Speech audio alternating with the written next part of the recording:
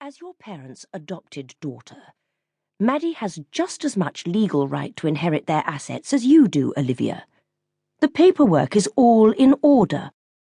The solicitor's mouth had settled into a thin, uncompromising line, and his brows drew together into a formidable frown of disapproval. But Olivia wasn't fazed.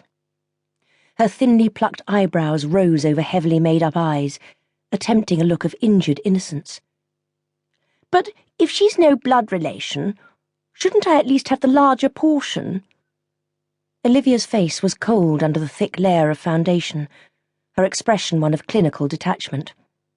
There was no grief for their parents' passing, no sign of guilt at wanting to deprive her sister of her inheritance, nothing to indicate that she even understood the cruelty of what she was saying. Mr. Parker's mouth fell open in disbelief. "Really, Olivia, this is beyond anything."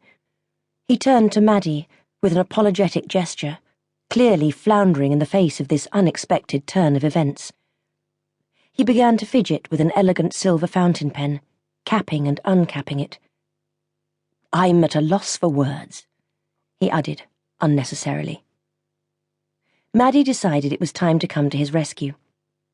While listening to Olivia's questions, a quiet fury had begun to build up inside her. It wasn't something which had come on suddenly, she realized.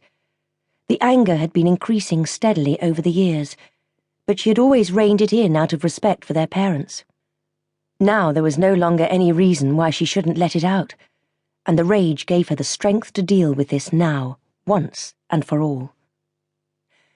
"Don't worry, Mr. Parker." Maddie leaned forward to lay a soothing hand on his sleeve. "This has all come as a huge shock to me, as you probably guess.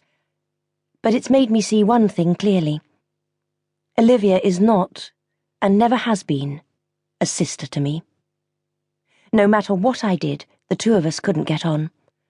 I've always wondered why, because I wanted us to be close. But today you've given me the answer. Thank you." "Always playing the saint," Olivia sneered under her breath. "Nothing ever changes." Maddie didn't rise to the bait. She'd had years of practice at ignoring her sister's barbs, for the sake of a peaceful existence, and in order to spare her parents grief, as they had hated confrontations of any kind. Besides, there was no point in retaliating. Olivia had skin thicker than an armadillo, and somehow, in the end, she always had her way. "Your parents adopted you because they didn't think they could have any children," the solicitor interjected. "I have known them for years, and they loved you as if you were truly theirs. That fact didn't change when they were blessed." Here he hesitated slightly and cast a doubtful glance at Olivia. "With a natural child." "I know, Mr. Parker." Maddie held up her hand to stop him. This was all too new. Her emotions were still very raw, and she would rather not discuss it.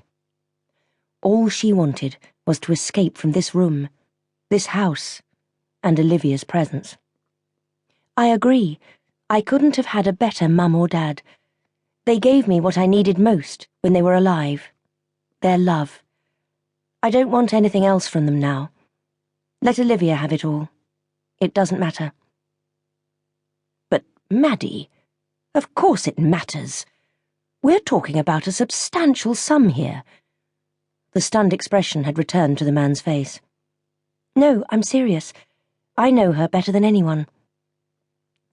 It was Maddie's turn to glare at Olivia, and I can see that she'll stop at nothing until she has her way.